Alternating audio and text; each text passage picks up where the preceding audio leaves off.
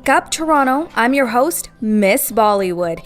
It's 5 a.m. on Monday, January 28th, 2019. The weather is -3 right now with light flurries, but it's only going to get worse throughout the day.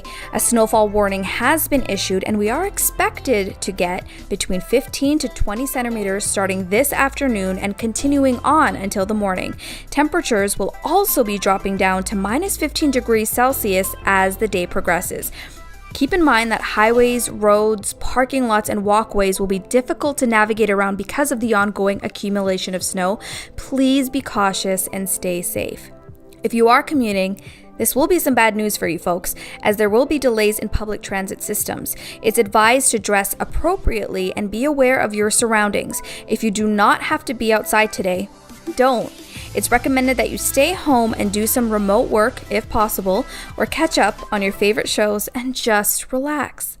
I know this depressing weather news may not be the greatest way to kickstart the show, and I don't know about you guys, but the first thing I do in the morning while I'm brushing my teeth is check the forecast. It's like a force of habit, what to wear to work today, and how should I style my hair so it stays in the same shape and flows and is super voluminous. You know what I'm saying, guys?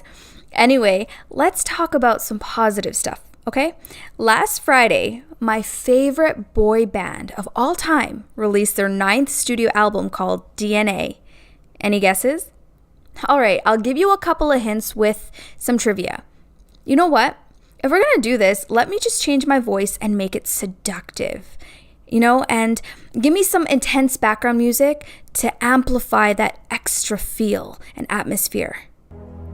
Okay, there we go. They've been together for 25 years. They had a Las Vegas residency contract for 2 years. They released a documentary on their lives called Show 'Em What You're Made Of. And their number one song of all time is called I Want It That Way. I swear fans of this group are probably screaming out the answer at this point. In case you're still wondering, it's the Backstreet Boys.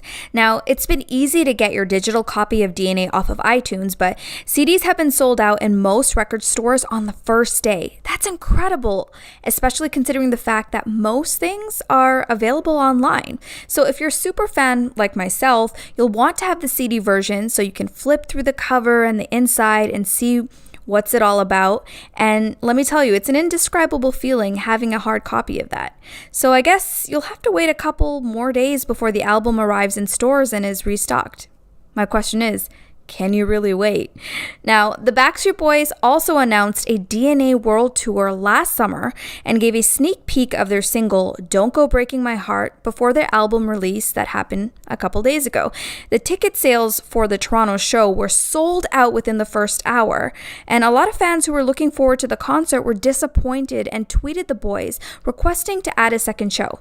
No words as of yet from management or the boys if that will be happening, but my fingers are crossed because I would love to see them in the show. I was unable to get tickets myself, so I'm really bummed out about that. On that note, let's move on. I hope you guys had a fantastic weekend. Mine was interesting. Having said that, I thought I'd share a story with you guys, and I don't know what type of reactions I'm going to get out of this, but I thought I'd be real with you and raw and kind of, stir up a conversation, get your input on this. So my fiance, Av, and I went grocery shopping, and we do this on Saturdays because I love to get the food and ingredients fresh so I can meal prep for him for the week. So anyways, I recall walking ahead of him and he was behind me. And as I was walking, I see a guy possibly in his late 60s, and he was smiling at me. Well, so I assumed. And then I just kept walking by him, and then I passed him. And then he said, "Hey." I was confused because now I wasn't sure if he was directly looking at me or talking to someone across from me, because it's happened to me before where I thought some stranger was, talking directly to me, but he was speaking to someone else, and that was pretty embarrassing. But that's a story for another day, okay? I turned around to sort of, I guess, surveillance my surroundings to see if there was anybody else he could be referring his hi hellos to, and it wasn't, of course. So I just smiled back at him awkwardly at that and continued to walk down the aisle. This man proceeded to follow me. I stopped and started going the opposite direction. And then in the distance, thank God, I saw Avi approaching me. So I kind of picked up my speed and I was like, oh, there you are, and went over to him and gave a huge hug and then smiled nervously. The man who was stalking me made eye contact with Av and then turned away and briskly walked into the other aisle. So then I told my fiance about the situation, and we literally were confused. When we got into the car, we talked about it a little bit more, and we were like, maybe he was just being kind. Like, when you're in a mall or walking down the street and people that you pass by, sometimes they say, oh, good morning, or hi, how's it going?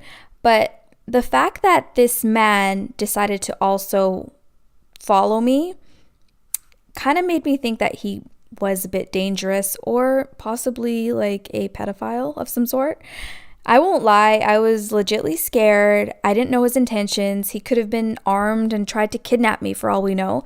And then there was other thoughts that was going on in my head, like, what if he was going to find another victim in the store? So should I report it? But my question to you guys is, have you been in a situation like this, and what did you do? Send us your stories to missbollywoodproductions@gmail.com and we may read yours on air. Okay, folks, I'm getting pretty hungry now, so let's talk about food. Since I've recently gotten engaged, I've been getting wisdom and secret recipes from my mom. So when I do get married, myself and Av won't starve to death or go broke by eating fast food all the time. Basically, I mastered the Indian cuisine and have moved up to trying other dishes more on the complex side. On Saturday, one of the new dishes I made was a soup. It had fresh chicken legs, lots of potatoes, broccoli, carrots, spinach. And so I brought some back to my house for my dad to try because he's the only other meat eater. And I felt like he's a judge in our family because what he does is he'll tell you straight up if it's a thumbs up or down. So my heart was beating super fast. And at first he took a couple spoonfuls and then was like, Suzanna, this is no good. You need to go back to the drawing board. And I thought I was about to sweat bullets and cry a little bit because my dad's word for me means a lot. So he was like, I'm kidding. He's like, your soup tastes just like mom's. And he was so pleased with it. You have no idea, guys. I was soaring in the sky when I heard that because I feel like my cooking has definitely improved over the years. And I'm the type of person who likes cooking my food for other people, but I necessarily won't eat it. I prefer my mother's cooking. It's just a whole level of weirdness right there. But I also enjoy being in the kitchen nowadays, which is so unlike me. Real talks though, my fiance is the one who cleans up the kitchen after I'm done making a mess out of it. And I think that's a blessing if your man sticks around to, do all of the dirty work. It's great. And I love him for that. And it cuts my time in half. You know what I mean? Even though he'll complain sometimes, I know he enjoys spending those moments with me because he's stuck with me for life. In the next couple of years when we officially document it, his life's over, it's done. But what I also find interesting and I admire about him more than myself, he's a clean freak, like Danny Tanner from Full House or Monica Geller from Friends. If he met with these characters and if they were real, he would be best friends with them. I think Av's gonna hate me for saying that, but it's the honest truth. With that said, I think it's a wrap for today's Wake Up Toronto segment. Tune in Friday for another show. Much love from me to you, Miss Bollywood. out.